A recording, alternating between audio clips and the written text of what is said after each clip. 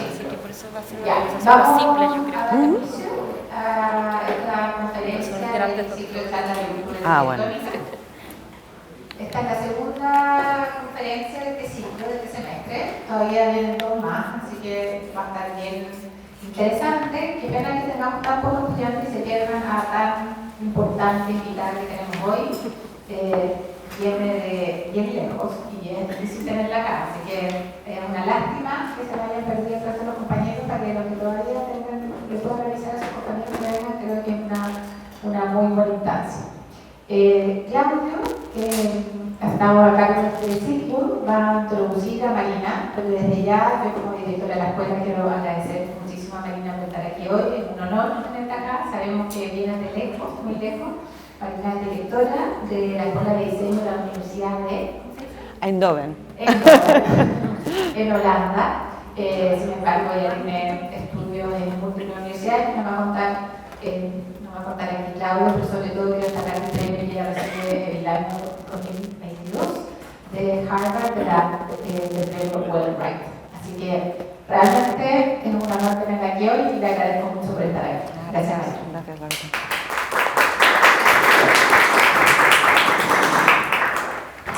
Bueno, coincidiendo con Loreto, ya estamos en la segunda sesión de las 4 de este ciclo de charlas de cultura arquitectónica que hemos llamado Ciudad Urgente, ¿Cómo queremos vivir? Así que agradecemos la presencia de todo el público, también agradecemos el auspicio de Graphisoft para esta importante actividad. Y antes de comenzar con la presentación de nuestra invitada, voy a leer un pequeño resumen, un brief de las ideas que guían este ciclo. El 15 de noviembre de 2022, Naciones Unidas informaba que la población mundial alcanzaba los 8.000 millones de habitantes. Pese a que esta cifra expresa nuestro aparente éxito como especie, cuyas tasas de fecundidad y longevidad son las mayores desde que hay registros, esto abre también un espacio de reflexión sobre si este éxito cuantitativo se traduce también en la manera en que vivimos. Habitamos ciudades que pueden satisfacer gran parte de nuestras necesidades, pero ¿nos gusta vivir en ellas? Tenemos una capacidad productiva de alcance global, pero ¿qué implica vivir en sociedades cuyo rendimiento se traduce casi inevitablemente en agotamiento? Sabemos muy bien que debemos cambiar nuestra relación ecológica con el planeta, pero ¿queremos sacrificar nuestro progreso por nuestra supervivencia? ¿Queremos y podemos imaginar y producir un mundo fuera de la inercia de los paradigmas conocidos de crecimiento y producción? Durante los primeros meses de la pandemia del COVID-19, el influyente filósofo Bruno Latour planteaba la posibilidad de detener el tren del progreso, no tanto como una provocación, sino como una posibilidad. Y es que un patógeno, un virus, producto de un desequilibrio ecológico que muchos científicos anticipaban desde hace años, fue capaz de frenar, al menos por un tiempo, el entramado productivo del mundo, algo improbable desde cualquier teoría económica o política contemporánea. Un periodo de pausa así es una oportunidad única para proyectar un cambio de rumbo, para concertar voluntades y acciones que, en un escenario de normalidad, serían imposibles. Tras 2 años de pausa pandémica, de disrupción a nuestros esquemas de vida, ¿qué aspectos dejamos atrás y cuáles conservamos? ¿Qué aprendimos de todo esto? No es fácil dar una respuesta clara a estas preguntas. Probablemente no encontraremos grandes movimientos ideológicos o sociales de vanguardia que encaucen el deseo común por vivir mejor y que tracen una agenda de futuro. Quizás el malestar, el cansancio, la vulnerabilidad o la incertidumbre sean los síntomas de nuestro tiempo. Nuestro mismo campo disciplinar, el que da forma a un medio material al servicio de las necesidades y deseos humanos, se ha visto carente de poder o de conocimiento para trazar su propio rumbo y recurre en reversionar su pasado para evadir las dificultades de su presente. El sustrato ideológico de la arquitectura, como Manfredo Tafuri lo sostuvo hace medio siglo atrás, requiere de esta amnesia como si fuese un mecanismo más para su supervivencia. Pareciera evidente entonces afirmar que no estamos tanto en un periodo de certezas, sino de preguntas, y que la incertidumbre y la vulnerabilidad no son tanto una expresión de pesimismo, sino de cambio. En este escenario post-pandémico, ¿queremos continuar el proyecto de vida que llevábamos hasta ahora? ¿Queremos un mundo mejor? ¿Cómo queremos vivir? El ciclo de charlas de cultura arquitectónica 2023 de la Escuela de Arquitectura de la Universidad de San Sebastián plantea estas preguntas como un llamado abierto a reflexionar sobre las decisiones y acciones que debemos tomar en la construcción de un proyecto de sociedad y de mundo futuro. Asumimos nuestras incertidumbres comunes como una oportunidad para conversar desde y más allá de nuestra experiencia en arquitectura y ciudad y tomar una postura desde el rol privilegiado de la academia como espacio de pensamiento. En esta sesión conversaremos sobre las arquitecturas, paisajes e infraestructuras generadas de la industria del litio y los centros de datos, y la manera en cómo estos dan forma a nuestro entorno. Es que el consumo de bienes, el transporte y los flujos de información son parte fundamental de nuestras dinámicas urbanas, transforman nuestro hábitat y nuestra relación con este. Pero ¿podemos visibilizar y ser conscientes de los efectos de este progreso? Bajo una imagen que proyecta desarrollo y sustentabilidad, recursos e industrias claves para nuestro futuro están generando conflictos ambientales, económicos y territoriales de los que apenas somos conscientes. Abordaremos esta discusión con la destacada académica, investigadora y curadora Marina Otero, que se encuentra estos días en nuestro país, invitada por el Magíster de Arquitectura de la Universidad Católica de Chile. Agradecemos a su director Alejandra Celedón por las gestiones para contar con Marina en esta oportunidad. Marina Otero es arquitecta con estudios en la Universidad Técnica de Delft, la Columbia University y la Escuela Técnica Superior de Arquitectura de Madrid, en donde obtuvo su doctorado. Entre 2013 y 2015 fue directora del Estudio X de la Columbia University, una red global de centros de investigación sobre el futuro de las ciudades. Posteriormente fue directora de investigación del Instituto Holandés de Arquitectura, Diseño y Cultura Digital de Rotterdam, Het Nieuwe Instituut, en donde lideró iniciativas como Automated Landscapes, que indaga en las arquitecturas emergentes del trabajo automatizado, y Burnout, Exhaustion of a Planetary Scale, investigando formas de cuidado para múltiples especies y cuerpos colectivos. Desde 2020 es directora del Máster en Diseño Social de la Design Academy de Eindhoven. Ha sido editora y curadora de diversas exhibiciones, entre las cuales se destacan Spirits in a Material World, Steve Bannon, A Propaganda Retrospective by Jonas Toll, I See That I See What You Don't See, en la Trienal de Milano, y Work Body Leisure para el Pabellón de Países Bajos en la 16ª Bienal de Arquitectura de Venecia. Fue la co-curadora de la Bienal de Arte de Shanghái, de Malware Symptoms Viral Infection y de la Trienal de Arquitectura de Oslo, junto a la After Development Agency. En 2022 recibió el premio Wheelwright de la Harvard University por sus investigaciones sobre el almacenamiento de datos. Marina, muchas gracias por aceptar nuestra invitación y estar aquí con nosotros y nosotros. Muchas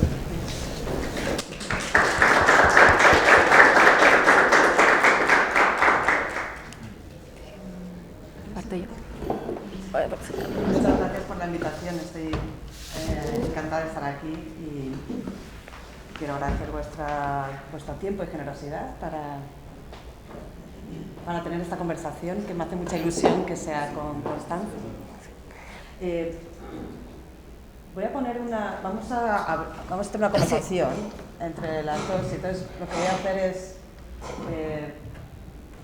proyectar algunas imágenes de mis últimos trabajos.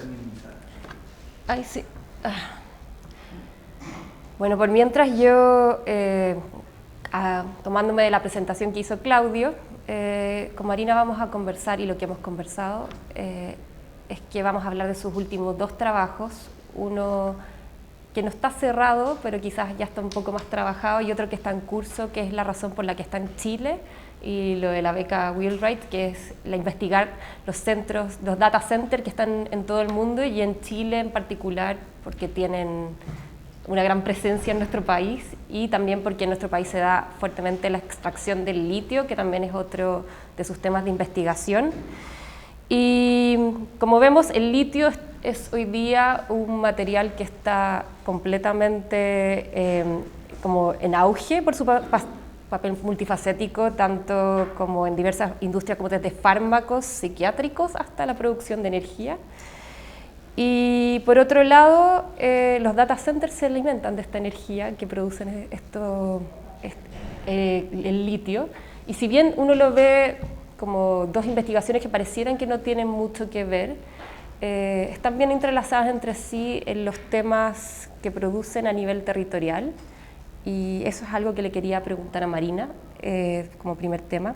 ¿Por qué te interesó explorar tanto el litio como los data centers?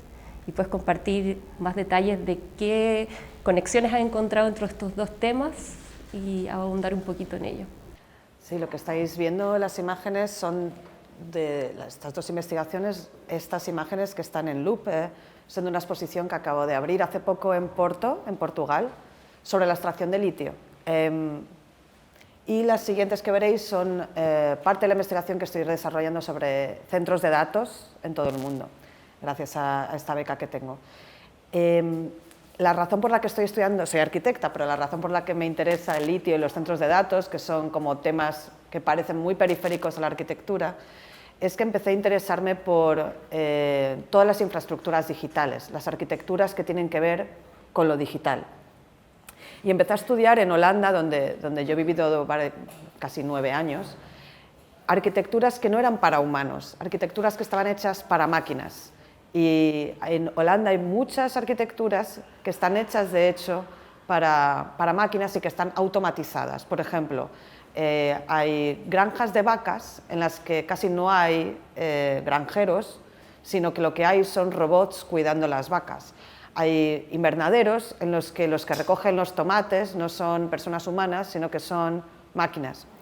El puerto de Rotterdam, donde yo vivo, está prácticamente automatizado y casi no hay humanos manejando las grúas que recogen los containers, sino que los pocos humanos que hay están en una habitación y controlan las grúas. Entonces a mí me empezó a interesar qué pasa cuando la arquitectura no se hace para los humanos, que se hace para otras especies, por ejemplo, para vacas y robots, y cómo eso cambia nuestras perspectivas en la relación a cómo se diseña esa arquitectura y qué implicación tiene. Y siguiendo esas arquitecturas empecé a llegar, como lo que yo me dedico es como a seguir las tuberías que salen de esas arquitecturas, ¿no? Y esas tuberías que salen de esas granjas, de esos invernaderos, llevan a 2 sitios. Uno son los centros de datos, que es los lugares donde se almacenan todas nuestras imágenes, nuestra información. Cuando nos hablan de la nube, pensamos en una cosa etérea, que es donde se guarda o donde está la estructura digital, pero la nube en realidad son centros de datos, que son arquitecturas muy grandes, rectangulares, que ocupan un montón de terreno y tienen un gran gasto energético asociado a ellos, gasto de agua y emisión de CO2. Y además, también, si seguimos las tuberías, llegamos a la minería, a las minas, de donde se sacan los recursos, los materiales, que hacen posible también toda la infraestructura digital, como ellos el litio que se utiliza para las baterías de nuestros teléfonos, el ordenador, pero también para las baterías que muchas veces se utilizan en los centros de datos. Entonces, estos son lugares atípicos, tal vez para un arquitecto, pero en los últimos años se han convertido en lugares en los que se está desarrollando la arquitectura del futuro. Y a mí eso es lo que me interesa, en plan pensar cuáles son las arquitecturas del futuro, cómo como arquitectos podemos intervenir en ellas, y para poder intervenir en ellas pues tenemos que conocerlas, ¿no? Aquí estáis viendo algunas imágenes de la investigación del litio en Portugal. La diferencia más grande en cómo se extrae litio, primero, aquí hay muchísimo más litio que en otros lugares, pero en Europa se han empezado a extraer litio porque quieren ser independientes energéticamente, quieren tener soberanía energética. Entonces han empezado a extraer litio y en lugar de hacerlo como se hace aquí, en Atacama, por ejemplo, en las salinas, en los salares, por extracción de agua, ahí se hace con minas a cielo abierto. Justo hoy se ha dado el visto bueno a una mina en el norte de Portugal. Yo he estado trabajando con la comunidad que estaba protestando esa mina, ese proyecto de mina, porque se estaba desarrollando en un lugar de gran diversidad ecológica, de gran biodiversidad. Estas son algunas de las protestas que han llevado a cabo. Este es el paraje donde va a haber una mina. Todo esto va a desaparecer, va a ser un gran agujero. Y además, esa zona es especialmente interesante porque hay litio que está metido en la montaña y que las mineras van a escarbar para encontrar y van a destrozar un paraje de gran valor cultural y ecológico, pero el agua de esa zona también contiene litio y se ha utilizado durante muchos años como una agua curadora, un agua de salud, que las poblaciones locales bebían, se bañaban en ellas, consumían porque tenían grandes beneficios para la salud. Y eso es lo que he estado investigando. Y esta otra que veis aquí, que veis imágenes corriendo, son parte de la investigación de los centros de datos, algunos de ellos en los países nórdicos, pero también en Chile, que llevo aquí, he venido ya varias veces y he estado investigando cómo Santiago en particular, pero el país, en Chile en general, se está convirtiendo como un gran centro de la industria digital. Se están construyendo muchísimos centros de datos, muchos de los cables de Internet que conectan Latinoamérica con otras regiones entran por Chile. El otro día estuve buscando el cable de Google que entra por Valparaíso, pero también esto ha llevado a que haya muchas comunidades que han protestado en los centros de datos porque consumen mucha agua en un lugar en el que, bueno, como sabéis, hace falta agua, ¿no? Entonces, a mí me interesan esas relaciones entre estas infraestructuras y las comunidades que están cerca de ellas y cuál es su relación. Bien. Bueno, con respecto a eso, como mismo tú mencionas y como lo dijo Claudio, tanto la extracción del litio como la construcción de data centers están asociadas como a esa idea de progreso, y en Chile es una narrativa que está muy fuerte, como del progreso de la nación, de ser como un hub desde de lo digital como un Silicon Valley de Latinoamérica, o incluso ahora con el litio, el mismo presidente Boric, que antes el litio se extraía de manera privada, ha empezado a establecer esta nueva estrategia público-privada y en que anuncia que quiere ser el principal productor de litio del mundo, pero protegiendo la biodiversidad. ¿Es eso posible? Y a la vez, ¿cómo tendría que ser? ¿Existe una falsa narrativa en esta idea del progreso cuando hablamos tanto de los data centers como de la extracción del litio? De que son estas fuentes energéticas limpias, pero al final como que se esconden todas las implicaciones ecológicas que hay detrás, y qué es lo que se oculta detrás de estos procesos. Lo que pasa en muchos casos es que tenemos una idea todavía, ¿no?, de que el planeta tiene recursos ilimitados, ¿no?, y que la idea de progreso, de como cuando las sociedades se hacen mejores, es a través de un crecimiento que siempre es a más. Esa idea de infinitud, hace poco empezamos a pensar como que, bueno, pues la catástrofe climática nos hace pensar que a lo mejor esa idea de consumo ilimitado tiene que pararse, ¿no?, que no podemos consumir como antes. Bueno, esto es una idea. Aquí, por ejemplo, hablo de la necesidad de borrar información, ¿no? Entonces, por ejemplo, consumimos muchísima información. ¿Por qué? Porque tenemos la idea de que hay una capacidad ilimitada de consumo de información porque es casi como etérea. Entonces tenemos, bueno, como es la nube, en la nube podemos almacenar toda la información que queramos y en la nube pues además podemos consumir todo tipo de información. El metaverso es algo como que construimos en la nube y es infinito, entonces nos venden esa idea de infinito, pero eso no es real, hay límites reales. Y yo creo que tanto la idea de la extracción de litio como los centros de datos son ambos imprescindibles para el mundo del futuro.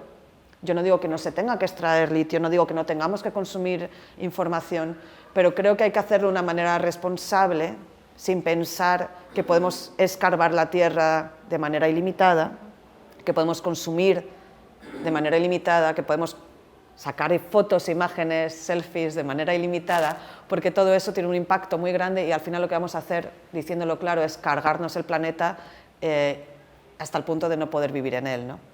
Entonces, claro, yo creo que ahí está la idea de progreso como una línea constante que hace de alguna manera, bueno, como esta imagen, ¿no?, como que estamos escarbando las montañas, pero al final lo que nos escarbamos es a nosotros mismos, estamos como generando una compulsión que es difícil seguir adelante con ella, ¿no?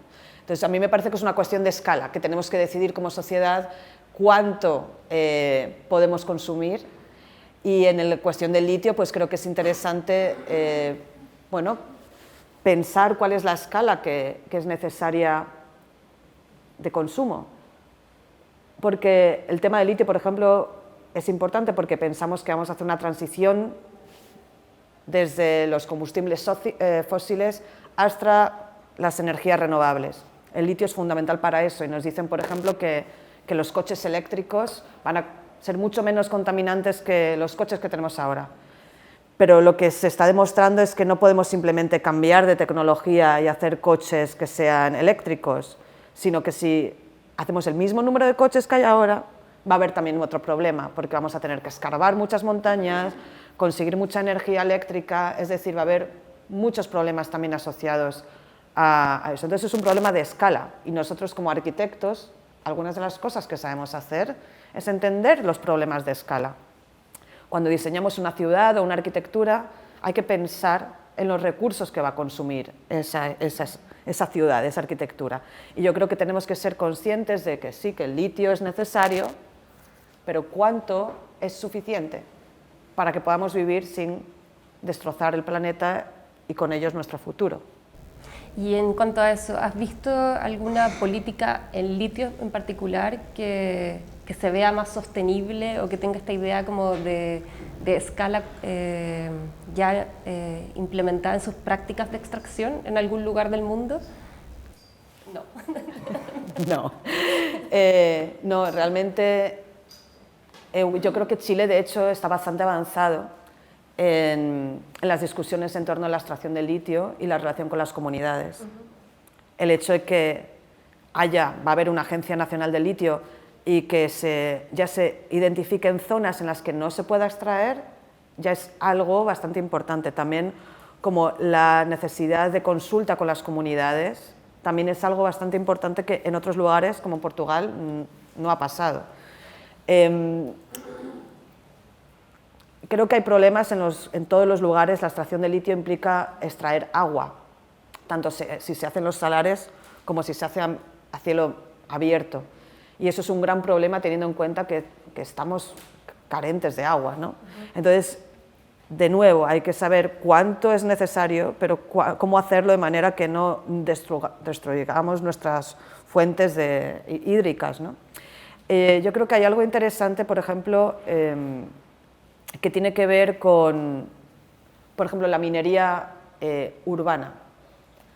Cuando yo he preguntado a gente que se dedica como a protestar el extractivismo, siempre les pregunto, bueno, pero al final necesitamos algún material, ¿cómo lo conseguimos? Bueno, pues habrá efectivamente que abrir minas en algún lado, pero también en nuestras propias casas. Hay una cantidad de material que ya tenemos cada uno de nosotros en nuestros hogares, pero también en la ciudad, que podríamos reciclar. Muchas veces no lo reciclamos porque no es rentable para las compañías, porque el iPhone o el teléfono de moda nos lo venden muy fácilmente y enseguida compramos uno nuevo. Pero en realidad muchas veces los cambiamos cuando todavía funcionan.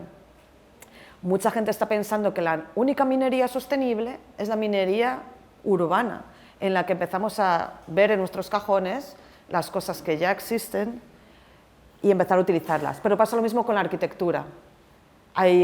Conozco a gente que incluso utilizando inteligencia artificial están haciendo catálogos de materiales existentes ya en las ciudades para poder identificar qué materiales hay que se podrían reutilizar si fuera necesario, o materiales que no están siendo utilizados del todo y que podrían ser, como en el futuro, fuentes de material. Es decir, utilizar ya nuestro entorno construido como el lugar de donde saquemos nuestros recursos. O sea, dejar la extracción como lógica y tratar de como reutilizar lo que ya existe. Sí, con lo que ya hay una gran cantidad de cosas, ¿no? De hecho, estamos todo el rato tirando, botando cosas. Claro.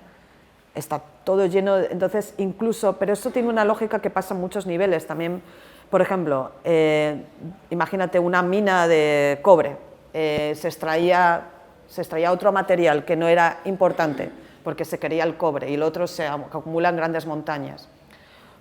Muchas mineras están ahora interesadas en ver esos paisajes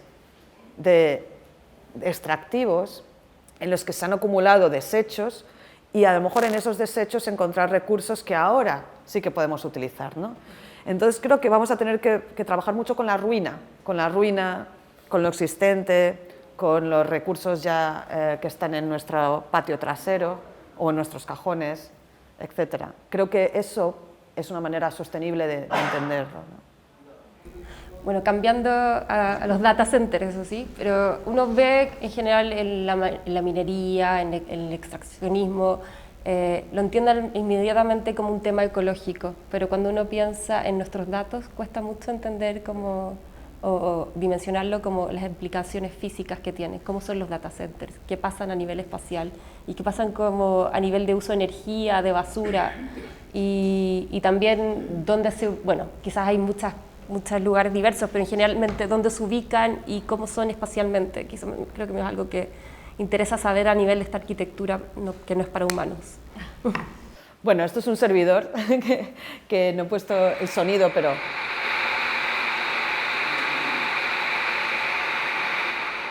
Esto es como suenan nuestros emails, para que veamos. Los data centers habréis visto muchos porque son como unas estructuras feas, rectangulares, ¿no? Como tipo esta de aquí. Este es uno de los más grandes, pero hay otros. Lo que es interesante que os voy a enseñar es esta imagen, por ejemplo.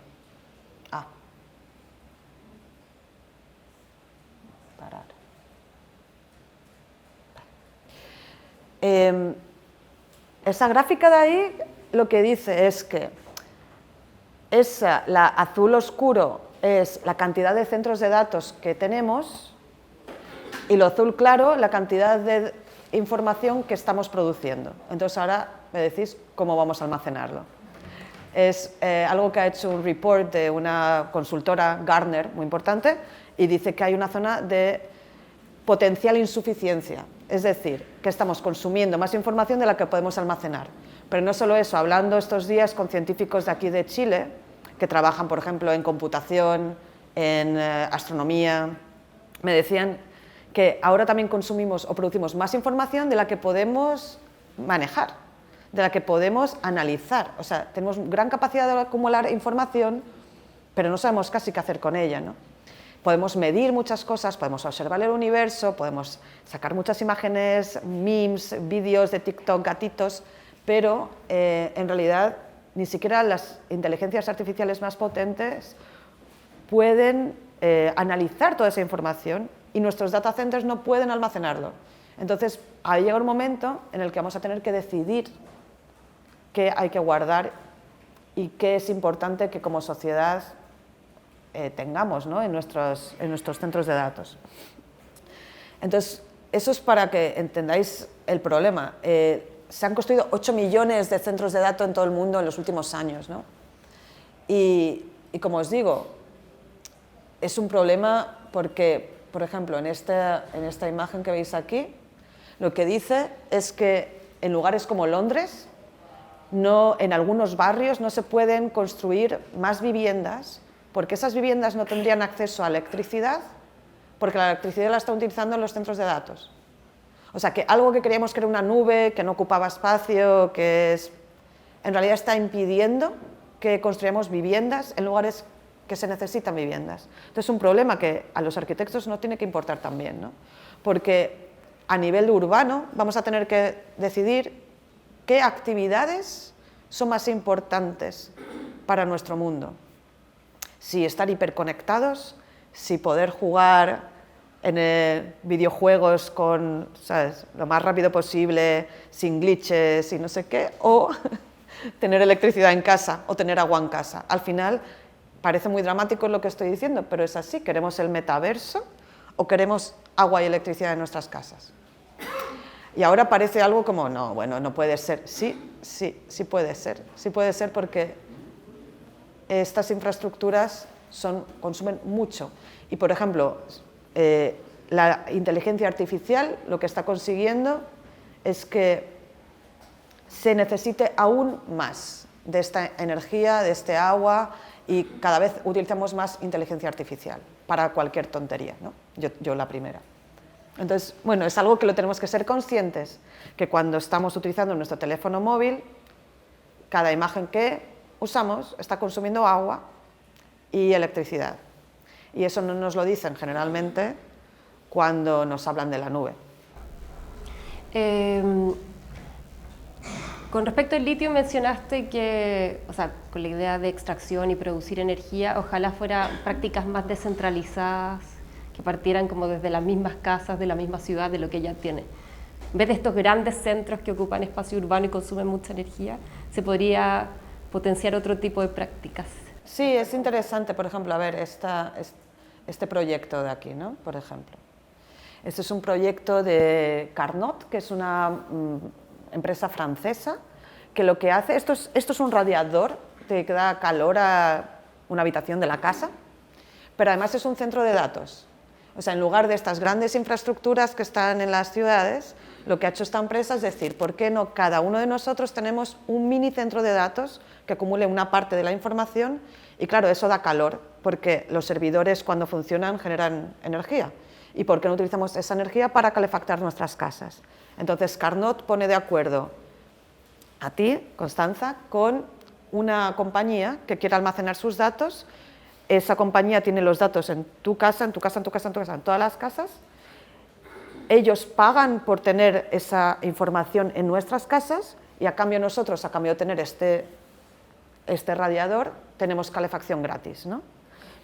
Eso es una opción que es interesante. La otra sería decir que lo hagamos a nivel de barrio, que nosotros nos organicemos como colectividad y pensemos que en lugar de ser Google el que tenga nuestros datos, somos nosotros. La Universidad de San Sebastián usa sus propios datos y utiliza sus recursos. Hay algo como que también me parece interesante, por ejemplo, esta es como mi ejemplo preferido del mundo.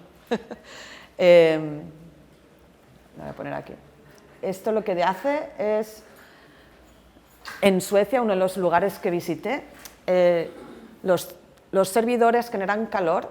Con el calor, se pone ese calor en una habitación bien aislada y ahí se hacen crecer gusanos. Y los gusanos se dan de comer a pollos. Los pollos de esa zona antes comían como pienso que venía del Amazonas, porque es soya, y es totalmente no ecológico, no es sostenible. Pero en cambio, en este modelo, las gallinas de esta zona de Suecia se alimentan de unos gusanos y encima pues están felices las gallinas porque prefieren los gusanos a la comida seca, y es como un modelo circular en el que nuestros emails generan gusanos, los gusanos alimentan pollos y nosotros nos comemos a los pollos, ¿no? Entonces, imaginaos eso, pero con el otro ejemplo. Imaginaos que tenemos un servidor en casa, igual que hay mucha gente que genera compost en casa, ¿no? Pues bueno, un servidor en casa, que hacemos crecer unas lombrices, en el patio atrás tenemos los pollos, ¿no? O sea, como que hay economías domésticas que podrían ser interesantes de introducir, ¿no? Como a mí me interesa cómo pensar en lo digital como algo muy tecnológico, pero algo como muy vernáculo, como muy de andar por casa, ¿no? Creo que ahí hay algo interesante en esa combinación de lo hipertecnológico y lo hiperconvencional. Y en cuanto a cómo por así decirlo, cómo se traspasa la información, ¿hay transparencia sobre todo esto? A nivel amplio, por ejemplo, decir, Google tiene estos grandes data centers o estas nuevas ideas de llevar los datos hacia el espacio, lo que contabas otro día, y como que se sabe todo a nivel como más amplio de las implicaciones ecológicas que tiene, o que las comunidades se puedan empoderar más para empezar esta idea de dispersar o distribuir los datos a nivel de comunidad. ¿Hay como conciencia a nivel de sociedad de esto? No tanta, pero hay ejemplos, por ejemplo, bueno, Constanza hace referencia a que una de las ideas que hay es que se lleven los centros de datos al espacio, ¿no? Y hay otras, pero lo que es interesante es que ya hay comunidades, por ejemplo, que se están empoderando, pensando que no quieren que hay otras compañías que manejen sus datos, y entonces están organizando sus propios centros de datos. Por ejemplo, en Australia, esta es una imagen que la tendré aquí. Este es un centro de datos que está planeado por una comunidad indígena de First Nations, aborígenes, en Australia. Y hay varias comunidades, porque se han sentido siempre discriminadas por el Estado en Australia. han sufrido como momentos en los que han sido perseguidos, ha habido vigilancia, entonces no creen que es necesario que tener sus propias infraestructuras. Y este ejemplo se podría llevar a otros casos, pensar que, bueno, como no sabemos cómo se guarda nuestra información, no sabemos dónde terminan nuestros emails, dónde terminan nuestras imágenes, sabemos que están guardadas, firmamos como documentos, pero que nunca leemos sobre... Entonces hay comunidades que piensan, bueno, basta, los vamos a organizar nosotros, vamos a ser nosotros los que manejemos esa información. Y es algo posible. Y bueno, en ese sentido, ¿tu investigación apunta un poco a eso, a generar un poco más conciencia de lo que pasa realmente a nivel social con los datos? ¿O? Sí, yo creo que hay varios temas. Por un lado, el tema ecológico. Por ejemplo, hoy he estado en Quilicura, donde hay un centro de datos de Google. Y Google pues ha hecho un bosque urbano que, bueno, tiene que todavía crecer bastante, os quiero decir, pero bueno, la idea es como que tiene que compensar, como los centros de datos emiten CO2 y consumen electricidad y agua, en este caso, bueno, como otras industrias, tiene que compensar. Y eligieron compensar generando un bosque urbano que en teoría está intentando repoblar un cerro, y he ido hoy esta mañana, ¿no? y están creciendo los árboles, tardará como 20 años en convertirse realmente en un bosque urbano, pero lo que estábamos pensando es como, bueno, a ver, ¿por qué no todos los centros de datos, pero también todas las empresas, que no son empresas que hagan poco dinero, ¿no? Estamos hablando de Google, de Microsoft, de Amazon, tienen que dar de vuelta a la comunidad algo para, bueno, como beneficio, ¿no? Porque ya que están ocupando las tierras, utilizando energía, creo que lo mínimo que pueden hacer es un bosque urbano o 20 bosques urbanos, hacer como proyectos que tengan que ver con la ecología hídrica de la zona, etcétera, ¿no? Entonces yo creo que es importante que también como arquitectos entendamos esos procesos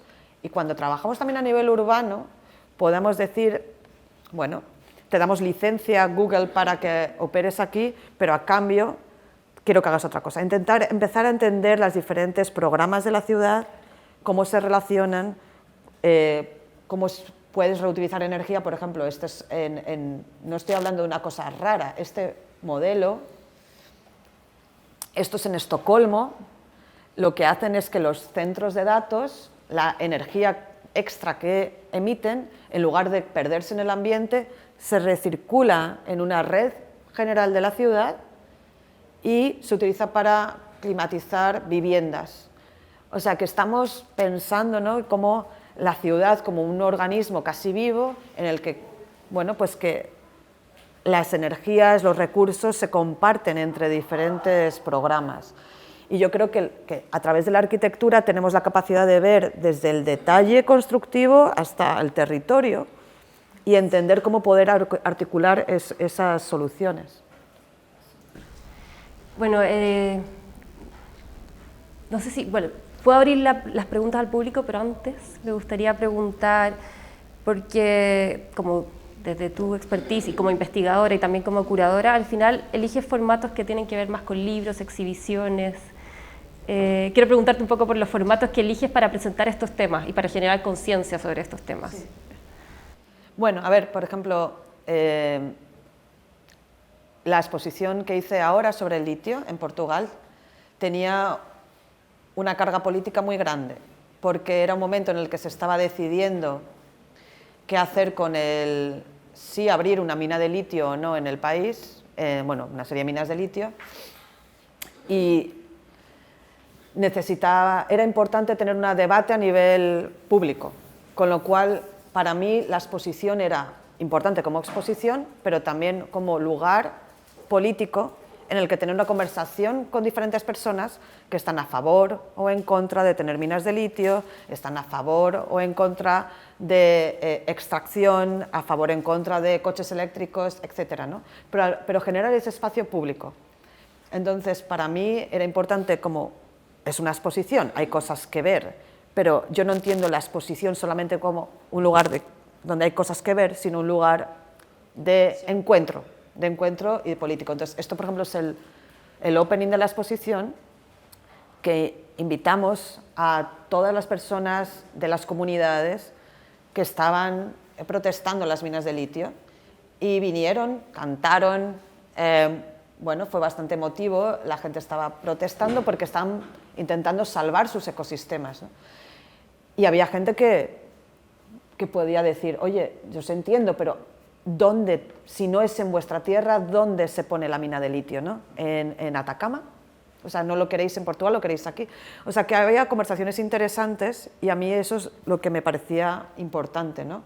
Tener, por ejemplo, este es un vídeo que pedimos a unos arquitectos que explicaba cuál era la implicación o el impacto de la mina de litio en el territorio.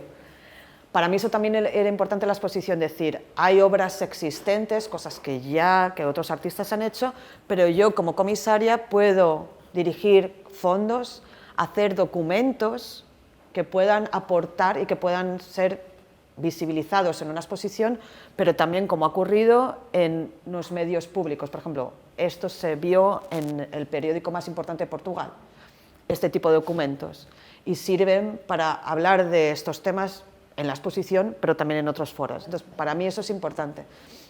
Entonces, como cada formato que utilizo es en sí mismo un medio de expresión arquitectónica, pero también son medios de generar debate público y de difusión.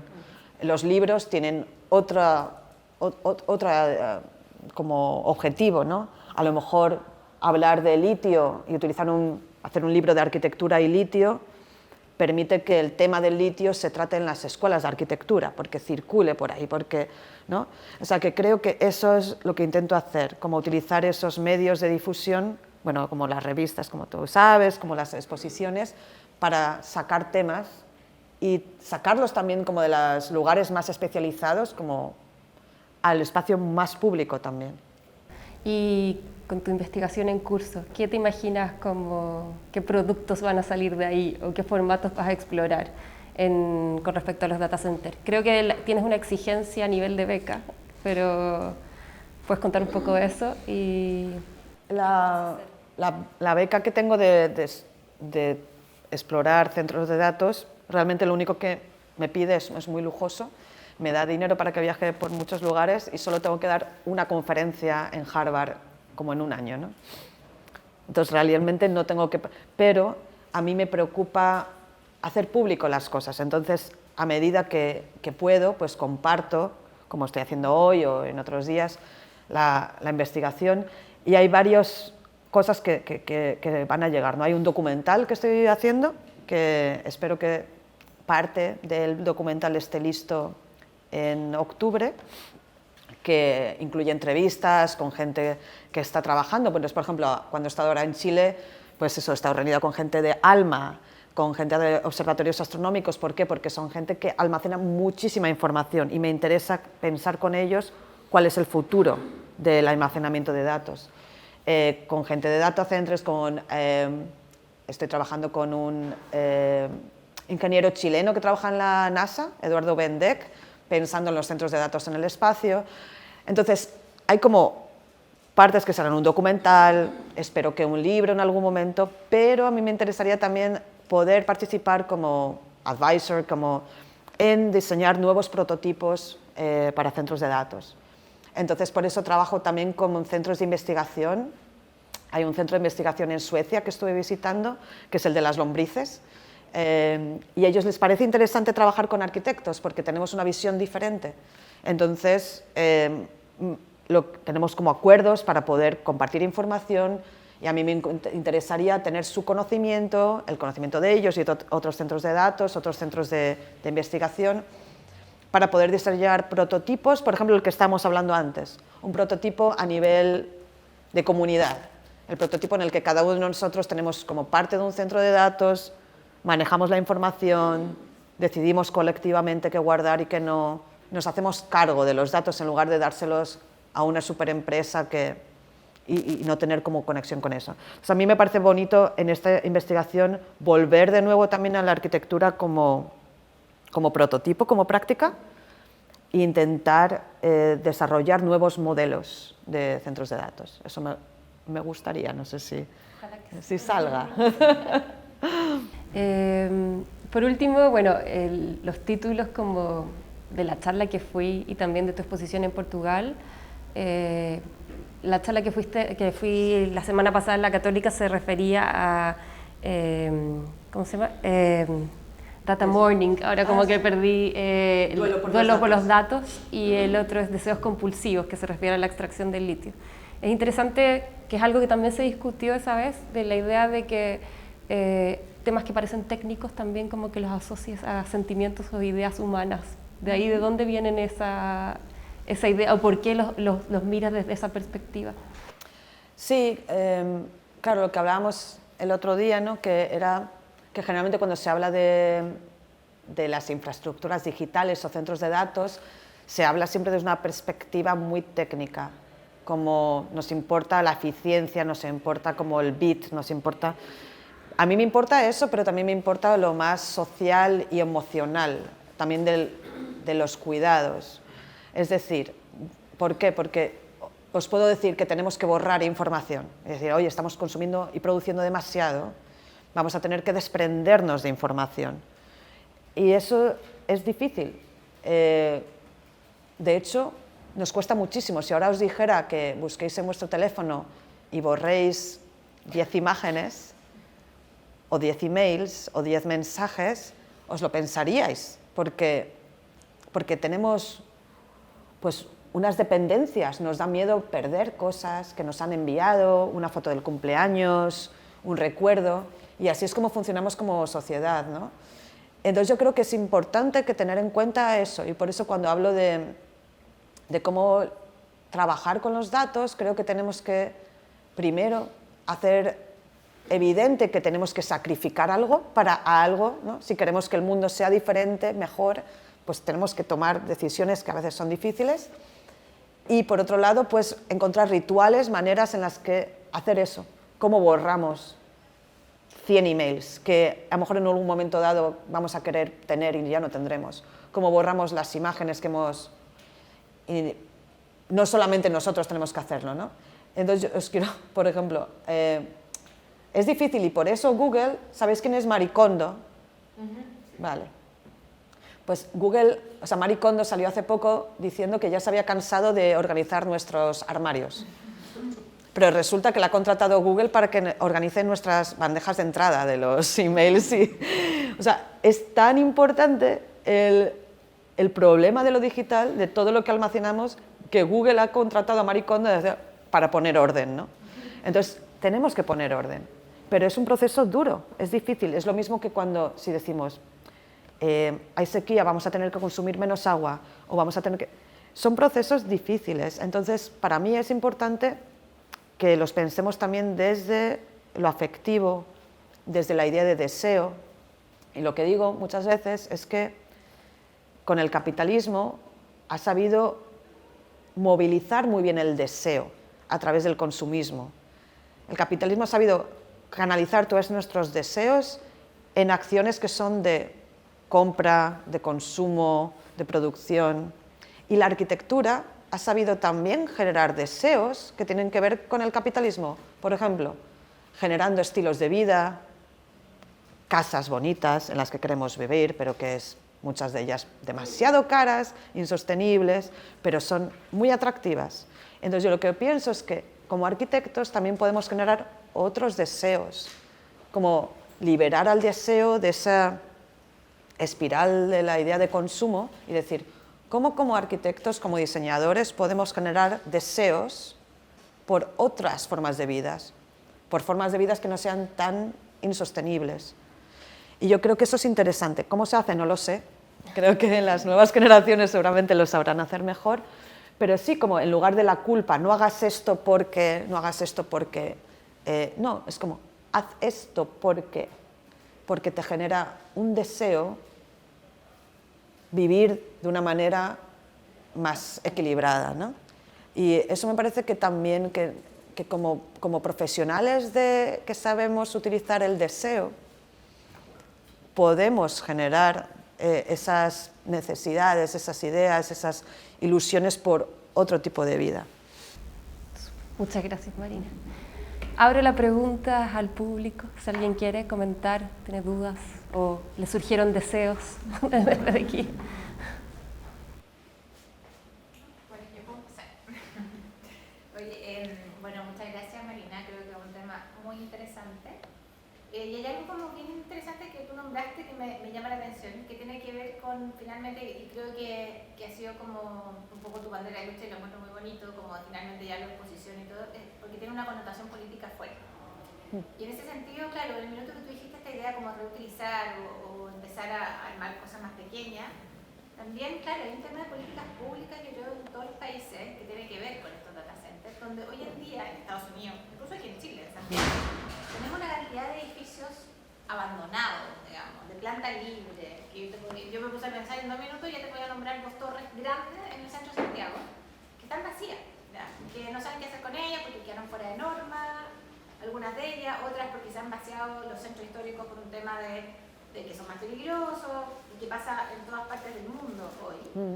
Y increíble que se sigan construyendo data centers, teniendo la posibilidad de ocupar quizá de una forma de edificio existente con estos data centers. Por ejemplo, yo me estaba acordando, nosotros acá en Santiago tenemos una torre que se llama la Torre de Villavicencio, que está al lado del campo, que está desocupada desde el día que se construyó, una torre de 25 pisos.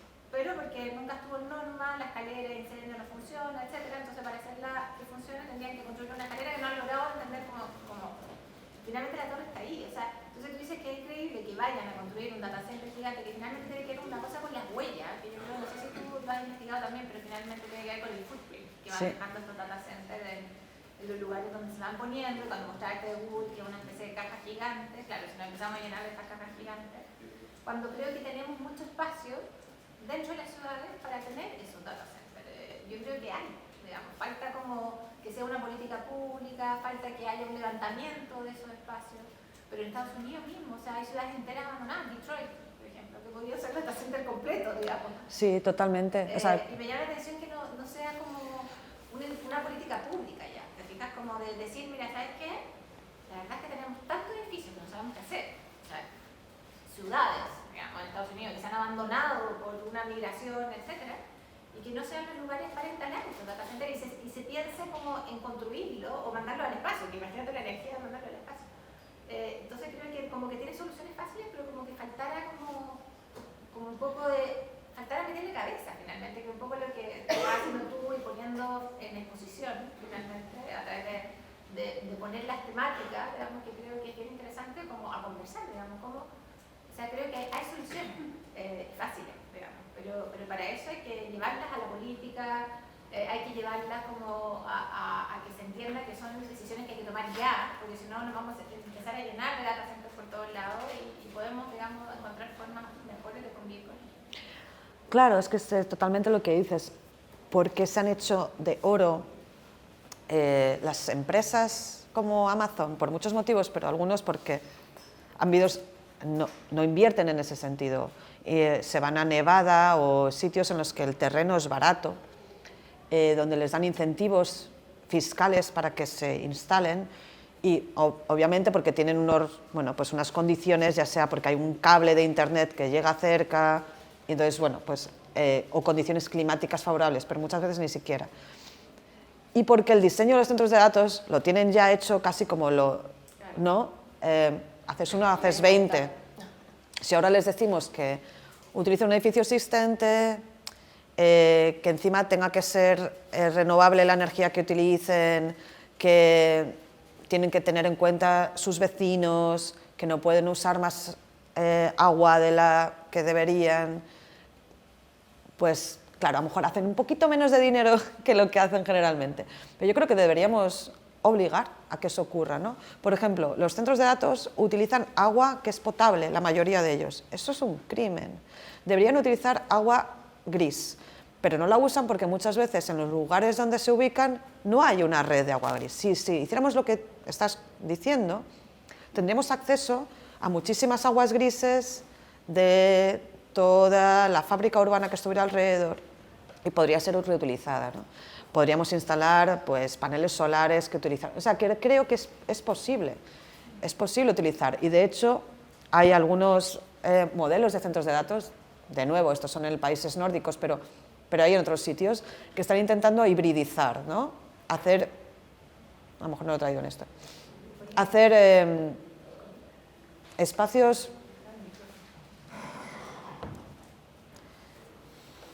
Bueno, aquí no lo he traído, pero hay como centros de datos, por ejemplo, en Estocolmo, que son pues, un centro cívico y un data center, ¿no? O un bar o un café y un data center, ¿no? Todavía esas hibridaciones programáticas no están muy bien conseguidas porque los centros de datos se construyen como si fueran búnkers, porque prima la seguridad. Entonces la seguridad, que nadie haga hackeo, entonces parecen como bancos, búnkers, pero en realidad los centros de datos tendrían que ser como bibliotecas públicas, porque si tuviéramos acceso a la información de manera diferente, y solamente alguna información que fuera muy especial y que no, pues entonces estaría en esos centros de datos como más protegidos. Pero el resto, incluidos los vídeos de gatitos, o sea, podrían estar en otros centros de datos que fueran como bibliotecas públicas. Y entonces ahí no habría como esa obsesión por la seguridad y habría una posibilidad de hibridación mayor con programas públicos. Igual que una biblioteca pública puede estar cerca de millones de otras cosas, ¿no? Si empezamos a pensar en esas como hibridaciones programáticas entre centros de datos, viviendas que utilicen el calor, bibliotecas públicas, entonces empiezan a salir unas tipologías muchísimo más interesantes. Y yo creo que podemos pensarlas juntos. Nunca van a salir al principio, porque no salen los números al principio, ¿no? Pero es igual que cualquier cosa. Para hacerla bien a veces tiene que ser un poquito más caro al principio, tiene que estar el gobierno apoyándolo o ciertas personas que quieran apoyar ese proyecto, pero yo creo que al final el problema es que estos centros de datos que hacen tanto dinero es porque no calculan dentro de sus ganancias todo lo que producen los descalabros ecológicos que producen por su funcionamiento. Eso no está metido en sus fórmulas, por eso ganan dinero. Pero si tuvieran que pagar por los desastres ecológicos, la falta de agua, la falta de electricidad, las emisiones CO2, si eso entrara en su hoja de Excel y tuvieran que pagar por ello, no les saldría tan a cuenta. Entonces estarían interesados en otros modelos. Como hay comunidades protestando centros de datos en todos lados, esto es en Holanda, esto es en Santiago, pero hay millones, ahora empiezan a escuchar. Ahora de repente empieza a haber un debate y los proveedores de centros de datos están interesados en nuevos modelos, porque ven que si no, tienen a los gobiernos y a las ciudadanías en contra. O sea que hay que pensar en precisamente lo que estás diciendo, en cómo incorporarlos de otra manera, que sean parte de las ciudades y que puedan compartir recursos con otros usos. Igual todavía parece que el discurso de progreso es más fuerte, me parece, no sé. Nicolás, ¿quieres hacer una pregunta? Bueno, quería primero partir como contando un poco la experiencia personal, porque yo soy de Quilicura y es súper interesante lo que pasa particularmente con el data center de Google, porque para quienes no lo sepan, Quilicura en los últimos años se ha transformado en el Parque Tercero de Santiago. No solamente está súper industrializado, sino aparte tiene muchos vertederos. Sí. Lo cual ha llevado a que el agua de Quilicura sea, por muchos estudios, totalmente intomable y ya ha provocado cáncer, si no me equivoco, en una parte importante de la población. Y recuerdo que salió, cuando se instaló el data center, que a todo esto se triplicó en el último tiempo, salió un reportaje que pasó sin pena ni gloria, pero que era muy interesante, de que hablaba de cómo hay una serie de irregularidades al momento de instalarse el data center en Quilicura por el consumo de agua que tenía, que creo que son algo de más de 100 litros por segundo, o sea, algo increíble. Y eso es súper complejo considerando que el agua de Quilicura, aparte debe ser de la más contaminada de Santiago. De ahí también existe como este discurso que es súper complejo de asimilar, de, efectivamente, el pueblo llega, hace un par de árboles, que es como lo que pasa en el sur de Chile, con la extracción de árboles que a las comunidades mapuche históricamente le arrebatan sus tierras y en el fondo te hacemos una escuela y con eso está zanjada la deuda. Entonces, quería un poco aportar como con ese dato de de lo que sucede en Quilicura y el data center de Google, y como muchas cosas se hizo una investigación que no llegó a ningún lado y creo que había irregularidades por parte del MOB. Lo otro que quería comentar era, bueno, son dos preguntas en verdad. La primera era, como estudiante de tercer año, al ver un poco lo que tú hablas, es imposible pensar lo alejado que uno está de pensar ese tipo de arquitecturas. Y por ahí también leí en una entrevista la necesidad de reformular la carrera de arquitectura pensando en un mundo que cambia cada vez más rápido. Entonces, por ahí te quería preguntar, no sé si tú podrías ahondar un poco en eso, como en qué es lo que se necesita como carrera y como arquitectos en formación, para también un poco hacer frente a estas problemáticas y salir un poco en la dicotomía clásica de quizás lo que podría ser la carrera de arquitectura. Y lo último, inevitablemente lo que tú comentas de procesos de extractivismo minero o lo que pasa con los data centers, quería consultarte en este diálogo que tú haces como con lo que sucede en la sociedad y lo político. ¿Cómo crees que esto va a ir evolucionando en el tiempo? Porque lo que queramos o no, hay movimientos políticos que han surgido, o que no que han surgido, que han tomado mucha fuerza, tanto en Chile, pasó en España en las últimas elecciones municipales, que lo que queramos no tienen una visión antimoderna, anticiencia, anticalentamiento global, de negar todo esto. Entonces el panorama uno inevitablemente piensa que más que ser favorable se va a ir cada vez complicando más, principalmente pensando en las comunidades. Entonces no sé si tienes como alguna reflexión o algo que decir con respecto a eso. Y eso sería. Gracias, todas las preguntas son magníficas, ¿no? Lo que cuentas, ayer estuve con representantes de comunidades de Quilicura y otras comunas que están protestando centros de datos, ¿no? Y es muy interesante, gente joven, muy joven, que son estudiantes de Derecho, de Historia, de Arquitectura, y me dio como entusiasmo, primero por lo mucho que sabían y segundo porque me quedo tranquila que esas sean las nuevas generaciones que existen, ¿no? Rodrigo, que es la persona que estaba hablando del centro de datos de Microsoft en este caso, hablaba de la necesidad, por ejemplo, de que estas empresas restauren los humedales de la zona, ¿no? Ha habido muchos procesos en los que las comunidades han pedido participar, han pedido explicaciones, han visto los planes, se han dado cuenta del consumo de agua que tenían estas infraestructuras y han pedido cambios a las empresas. Las empresas ponen los sistemas de refrigeración más baratos, pero si hay un enfrentamiento y en algunos casos las municipalidades, los gobiernos les apoyan, pues hay posibilidad de que cambien. Yo he visto, hay otras tecnologías que están disponibles que gastan menos electricidad y gastan menos agua, lo que pasa es que les cuestan más, ¿no? O sea, creo que la presión ciudadana y sobre todo estar informado es muy importante. Creo que lo que está ocurriendo en lugares como Quilicura es muy importante y en la medida que todos podáis apoyarlo, pues es que estáis no apoyando solamente a esa comuna, estáis apoyando a toda una región entera, porque la contaminación, si no, es brutal, o sea, para todos, ¿no? Entonces yo creo que eso como no está en mi patio trasero, entonces no me ocupo, no, es que estos problemas de toxicidad en realidad tienen unas expansiones muy grandes, ¿no? Entonces, gracias que hay gente que está trabajando en estos temas, ¿no? Gente mayor, pero también gente muy joven, muy preparada. Esta persona, por ejemplo, Rodrigo, es un abogado, o sea, no está graduado todavía, pero va a ser el mejor abogado medioambiental, ¿no? Sabe muchísimo, se sabe todas las normativas y a través de su profesión puede intervenir.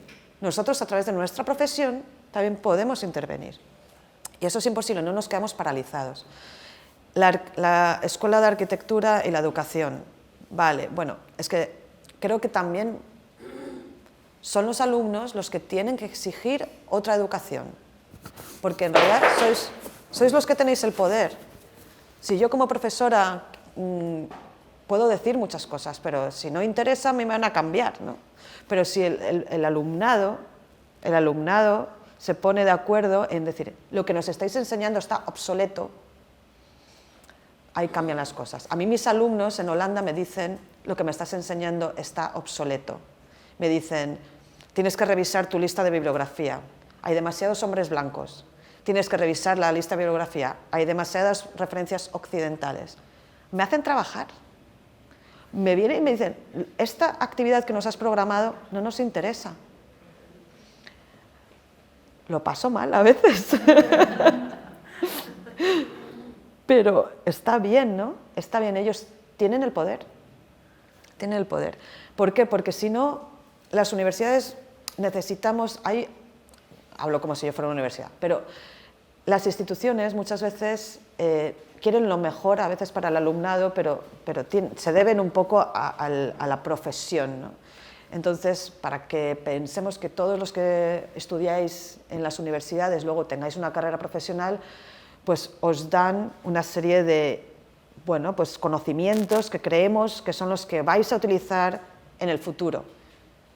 Pero vosotros podéis decir, es que ese futuro para el que me estáis preparando ya no va a existir. Es que aunque haya firmas de arquitectura o de otras empresas trabajando de esa manera, esa no es la manera en la que hay que trabajar. Tenemos que hacerlo de otra manera.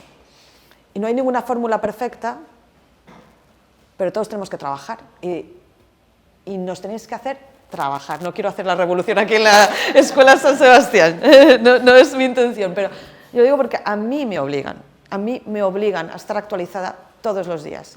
Y muchas veces no lo estoy y a veces tengo que reconocer que lo que estoy enseñando no es suficiente.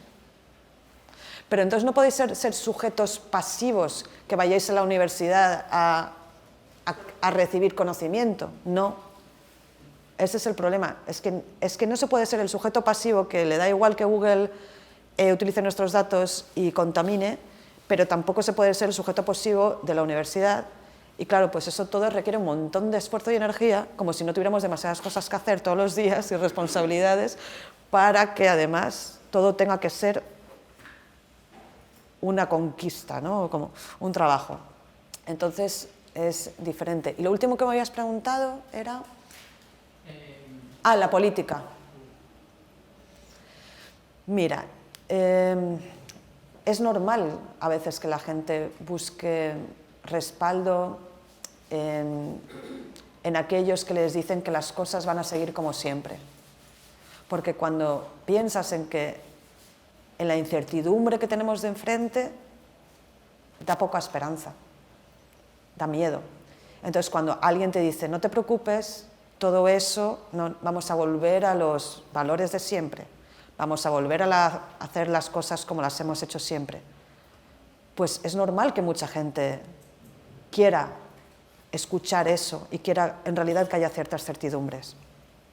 Pero la verdad es que no hay esa certidumbre, no existe, en cierto modo hay una falacia ahí, pero hay una falacia que muchos necesitamos escuchar, porque la opción que si no hay es muy complicada, que es que tenemos que reinventar muchas cosas porque la idea que teníamos de progreso ya no funciona.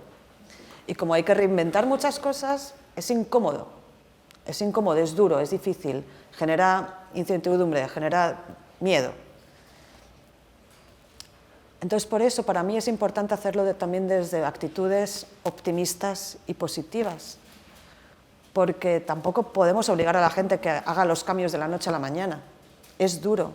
Hay que ayudar a que juntas vayamos construyendo otras formas de vivir.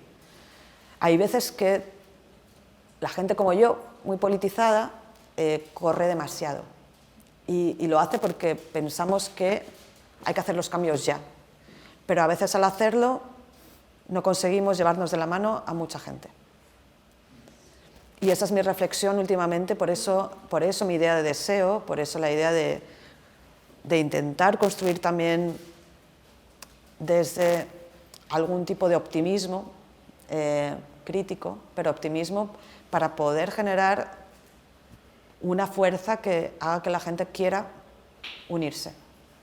no sé cómo se hace, me gustaría que a lo mejor lo estoy consiguiendo ahora, como que genere algo de optimismo entre vosotros, a pesar de hablar de cosas críticas. Eso es para mí lo que creo que intentaría, porque si no, yo entiendo, no quiero o sea, decir que la gente que no vota igual que yo se equivoca. Tienen motivos para ello, ¿no? No concuerdo con lo que ha pasado en España, por ejemplo. Me gustaría que el mapa fuera otro, pero hay una reflexión que hacer. Y supongo que en Chile es lo mismo.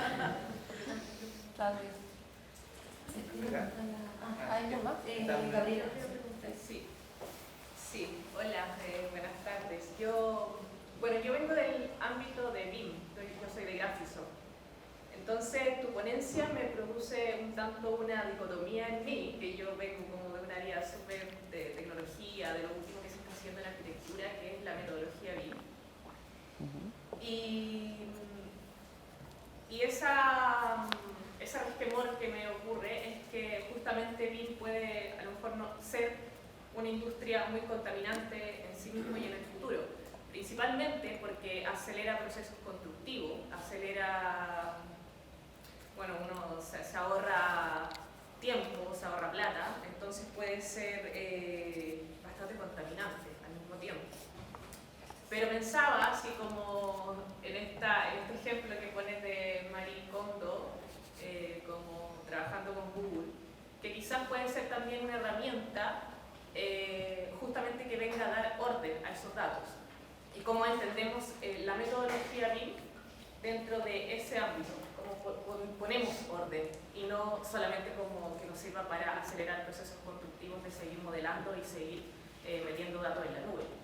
Entonces, ¿cómo ves en este ámbito la metodología BIM como parte de, si podría tener como un orden o podría aportar a esto en vista y tomándome un poco como por lo que decía Loreto, de que las políticas públicas dentro de BIM están bastante superadas en función con el resto? O sea, tenemos una política pública que está súper robustecida en ese sentido, tenemos un estándar nacional y además tenemos por lo menos una década de trabajo en eso. Entonces me parece que por ahí sería bueno tomarlo, pero creo que es un arma de doble filo, ¿no? No, está bien que hagas esa reflexión. Yo creo que es una reflexión que tenemos que hacer todos con nuestros ámbitos de trabajo, ¿no? Por ponerte un ejemplo, yo estoy viajando por todo el mundo mirando de centros de datos, pues también tengo una huella de carbono, hago vídeos, imágenes de alta resolución, o sea, bueno. Creo que yo no soy en contra de la tecnología, necesariamente. Creo que cuando la usamos correctamente es muy necesaria, ¿no? Pero creo que hay maneras, por ejemplo, a través de BIM y a través de otros modelos, de pensar en meter en las ecuaciones de trabajo las externalidades que generalmente no metemos, ¿no? Cuando se trabajan con maneras de diseño, con programas, con software, ¿sabes? Muchas veces hay capas, pero hay capas que no metemos que deberían estar incorporadas en la manera que pensamos. Por ejemplo, el otro día estuve hablando con una mujer que se llama Verónica Bolón, que trabaja en un centro de inteligencia artificial en Galicia, en España, y ella está diseñando algoritmos verdes. Es decir, tú puedes tener un algoritmo que haga una función determinada, pero puedes hacer la misma función con menos bits. Entonces consumes menos energía en el diseño de ese algoritmo, pero también en cada vez que se pone en funcionamiento. Y ella lo que decía, que se imagina que en el futuro los softwares, los sistemas de modelado, los sistemas de código, los algoritmos van a tener etiquetas, igual que las etiquetas que tenemos en la ropa, en la comida, made in, bueno, este es un algoritmo verde, se ha construido con menos energía, con menos agua, y entonces cuando lo uses también utilizas menos energía y agua. Entonces, programas, software que nos ayudan en la vida cotidiana, es verdad que pueden acelerar, pero también pueden visibilizar esos procesos. Si empezamos a meter esa información, estás diseñando este edificio, va a consumir tanta energía, CO2, ¿no? Si empezamos a utilizar esa misma tecnología de otra manera, o incluso que el propio programa nos diga, estás almacenando demasiada información. Como que empieza a poner como cosas en su sitio. ¿Por qué no usarlo, no? O sea, creo que yo no es que quiera volver a un momento como vernáculo, premoderno, en el que... A lo mejor es que si seguimos así tendremos que llegar a ello, ¿no? Pero creo que podemos ser más hábiles en utilizar nuestros recursos y pensarlos de manera diferente, ¿no? ¿Te contesto con esto? Claudia. Sí, bueno, antes que todo quería pedirle disculpas porque no presenté a Constanza Lagach, nuestra interlocutora, directora de materia de arquitectura, junto con Marina. Durante tu charla pensé en algo que me acuerdo que lo conversaba con mi estudiante. ¿Estoy hablando muy bajo? Sí, creo que tenés que hablar un poquito. Estoy resfriado, no tengo tanta voz ahora. Que hablaba con mi alumno en otra universidad hace unos años atrás, que es, si uno quiere comerse una lechuga, la lechuga tiene algo así como 289 calorías, pero el proceso de sacar una lechuga, llevarla a un packing, limpiarla, ponerle químicos, meterla dentro de una bolsa, meterla dentro de un camión, ponerla en un frigorífico en un punto intermedio, luego en 2 o 3 bodegas durante el proceso, llegar a un supermercado. Todo ese proceso gastaba algo así como 4.500 calorías. Y era interesante el hecho de pensar de que ese dato no lo vemos, pero sí sabemos con más naturalidad el aporte calórico de una lechuga, pero no el aporte calórico del proceso productivo y el efecto que tiene en el mundo llegar a que esa lechuga llegue a la mesa.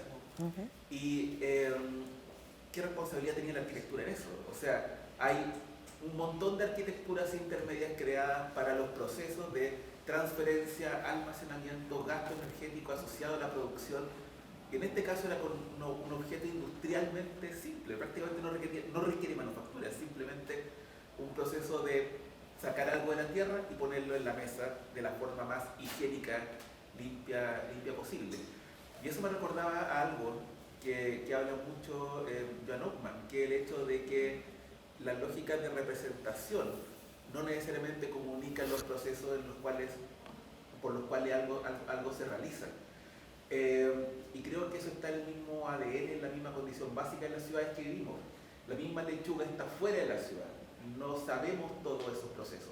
De la misma forma que en las ciudades no vemos los basurales, no vemos los data centers, o no vemos el gasto energético del data center de Google en Quilicura, porque tampoco es una comuna céntrica.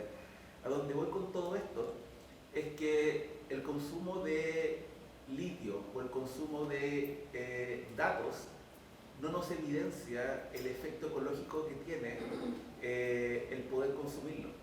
Y lo asumimos casi como mágicamente como parte de nuestro derecho como ciudadanos que operan dentro de un modelo que ya de por sí involucra un alto grado de desgaste. ¿Cómo no voy a tener derecho a ver memes en internet sin saber cuánta energía está consumiendo? ¿Cómo no voy a tener derecho de repente a usar Google cuando los primeros 9 resultados de una página son patrocinadores o auspicios y hay algún servidor en algún lugar del mundo que gasta mucha energía para mostrarme esa información?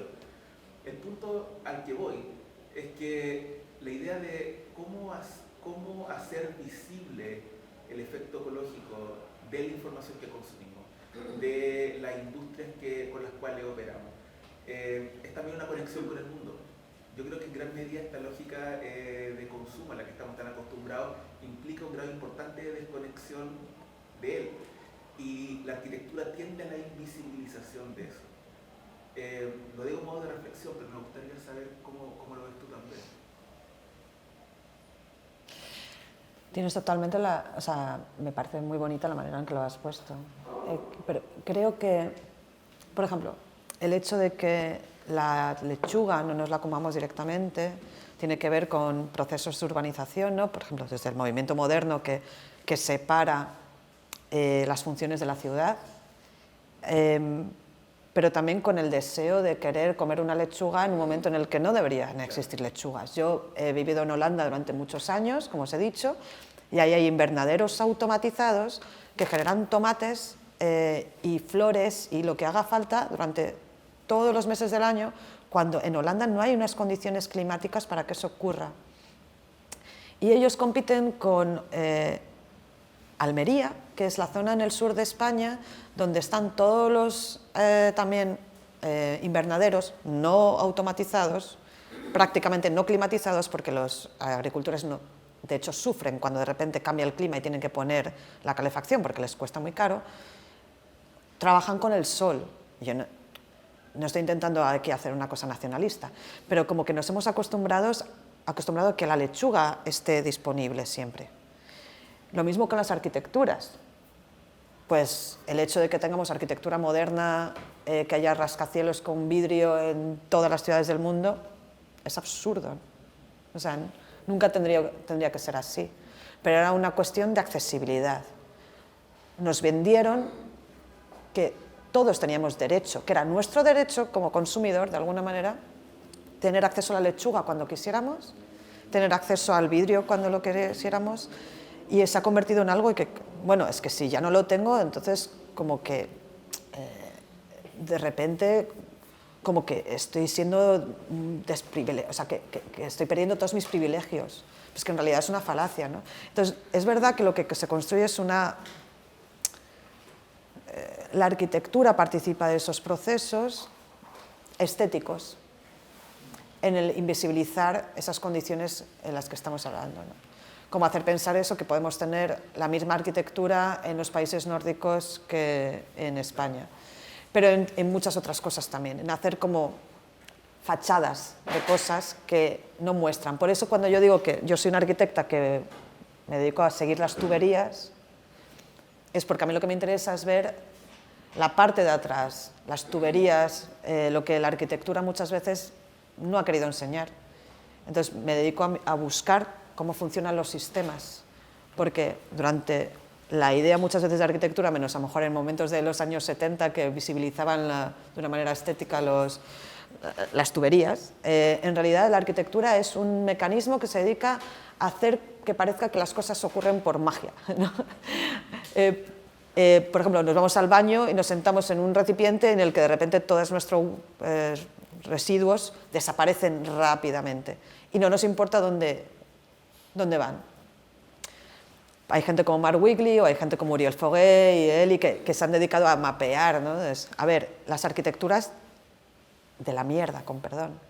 ¿Qué pasa con eso, no? Pero la arquitectura hace como ese truco de magia, hace desaparecer nuestra relación con el entorno. Entonces, nosotros tiramos de la cadena y no sabemos dónde va. Bueno, pues eso va a unas depuradoras, no sé qué, ¿sabes? Y entonces yo creo que como arquitectos tenemos que hacer el trabajo inverso. Cómo hacer que las cosas empiecen a visibilizarse y a poder entender, como tú dices, los procesos que están asociados y cómo poder mitigar, en algunos casos, esos procesos que son absurdos, ¿no? Que están generando una manera de habitabilidad totalmente insostenible. Y ver que acá se estén como viendo los efectos del data center en Quilicura, que es Santiago, la magna ciudad de todo Chile, es un poco empatizar, lograr empatizar lo que viven los pueblos y ciudades en el norte de Chile con lo que pasa en el litio. Y encuentro muy interesante que se pueda hacer esas dos conexiones con los dos temas a nivel de arquitectura. Más que nada es rico ver que se puede tener un poco de justicia en las conversaciones siendo de afuera, acá en Santiago, para poder después ir a conversar de afuera. Gracias. No, a mí me interesa, o sea, realmente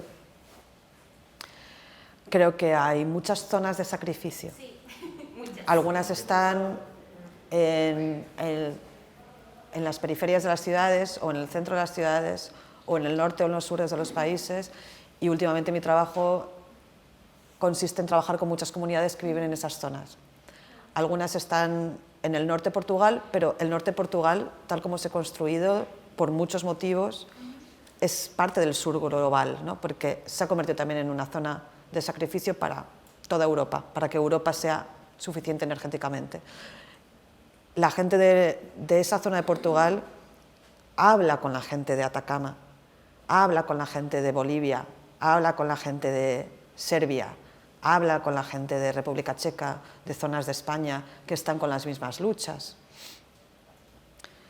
A mí lo único que me preocupa también es cómo puedo apoyar, dar visibilidad a esas comunidades de una manera ética, porque, bueno, cómo hacerlo de una manera que no, tampoco me aprovecho, ¿no?, de la relación que tengo con esas comunidades, ¿no? Ahora, por ejemplo, la comunidad con la que he trabajado en Covas de Barroso acaba de recibir hoy la noticia de que la mina de litio va a seguir adelante. Y mi exposición cerraba ayer. ¿Cómo sigo apoyando a esa comunidad? Ayer estuve con la gente de Quilicura, y me voy el sábado. ¿Cómo continúo esa relación, ¿no? Me parece importante también, pero creo que es importante traer esas conversaciones. Son para que después las mismas personas puedan llegar a sus casas y empezar a tener esa conversación que se escapa a veces. La arquitectura a veces llega a ser un privilegio para muchos y poder tener esa conexión con gente que no es de esta profesión es muy enriquecedor. Y es lo que no es solamente que vamos a construir edificios, sino que también hay un rol político, social constante. Bueno, voilà. A ti. Yo quería agregar una cosa como con respecto a lo que dijo Nicolás, también lo que dijo Rosela Francisca. Yo creo que con respecto a la última pregunta, como política y arquitectura finalmente, yo creo que, y un poco lo que quizás apuesta, yo creo, la enseñanza de la arquitectura en el futuro, digamos, y es dejar de entender que la arquitectura es solamente construir, sino que es gestionar, repensar las ciudades. Digamos, cuando yo le decía a Marina, como no se pega en la cabeza decir, pero ¿por qué no pusieron el data center en los 5 edificios que hay vacíos en el centro de Santiago? Que no saben qué hacer con ellos. Entonces me dicen, pero ¿cómo no fueron capaces de pensar un poco más? Y decir, mira, ¿sabéis qué? En vez de ir a construir algo nuevo, porque también yo creo que ese es el punto indispensable que tenemos que entender. Necesitamos que haya en arquitectura arquitectos pensantes, porque finalmente eso es lo que nosotros creamos, pensamiento. Y esa es la gran diferencia que diría de la carrera de arquitectura con otras carreras, que finalmente somos grandes pensadores. Y por eso tiene muchas humanidades, tiene muchas matemáticas, logramos jugar diferentes carreras, diferentes actores. Finalmente, como pensadores, gestionadores, tenemos que interferir en las políticas públicas de ciudad, en la gestión con los municipios. Tenemos que pensar en ciudades, en parte de lo que ya tenemos, y no poder seguirla extendiendo hasta que ya no nos queden espacios, digamos, naturales, y reocupar lo que tenemos. Yo creo que ahí está como el futuro nuestro de la arquitectura y de cómo se enseña. Y volviendo también a tu pregunta de cómo se enseña, y también volviendo a lo que somos también un pregrado, creo que, y te lo digo por una experiencia propia, yo bailé ballet toda la vida, pero un minuto dije que iba a hacer ballet moderno. Y me metí a bailar ballet moderno y me enseñaban ballet clásico. Y dije, ¿pero por qué? Porque la base del ballet moderno, para ser una buena bailarina moderna, tienes que saber bailar perfecto ballet clásico. Es lo mismo en arquitectura. Para ser un gran arquitecto del futuro, tienes que saberte todo lo que se hizo en el pasado de memoria. Y ahí ser un gran arquitecto del futuro. Eso. Gracias. Y gracias, Marina, por tu atención. Muy buena. Sí, gracias, Marina. Yo creo que tu objetivo de que nos vayamos optimistas sí está aquí, porque creo que están todos un poco más empoderados después de esta charla, de verdad que sí. Bueno, Así ojalá.